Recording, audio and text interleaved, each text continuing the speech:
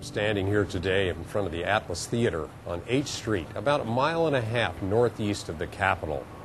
This theater was built in 1938 and really fell into disrepair in the 1970s as a result of neglect and also the race riots here in Washington, D.C.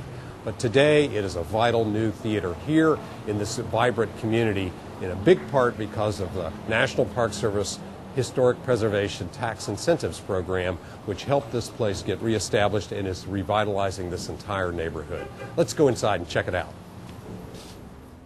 The National Park Service's Historic Preservation Tax Incentive Program is the largest community reinvestment program in the country, leveraging over $55 billion of reinvestment in communities since its inception in 1976.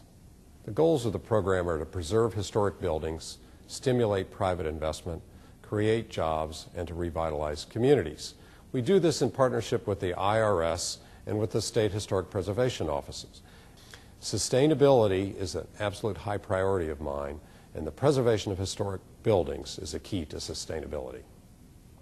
I'm here inside the theater with Scott Kennison, who's been involved with this project from its beginning and today operates the theater. So, Scott, maybe you could tell me how the tax incentive program really helped. Well, it really made it possible for us to be in this building today. We use it for all sorts of performances and educational programs that we have here. We have performances on the stage, music, dance, theater.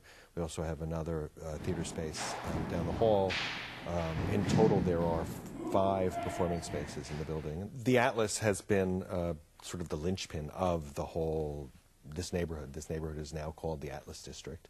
And it is, I think, because of the Atlas that all these restaurants and these bars are thriving.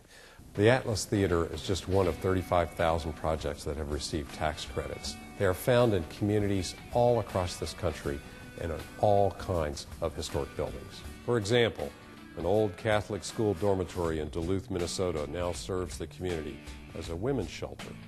The Ford Motor Company assembly plant in Richmond, California is now space for manufacturers of environmentally sustainable products, as well as pavilion space for meetings and entertainment.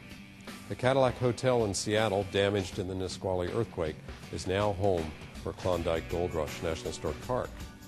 And the old Waco High School in Waco, Texas, was updated to create more than 100 affordable housing apartments.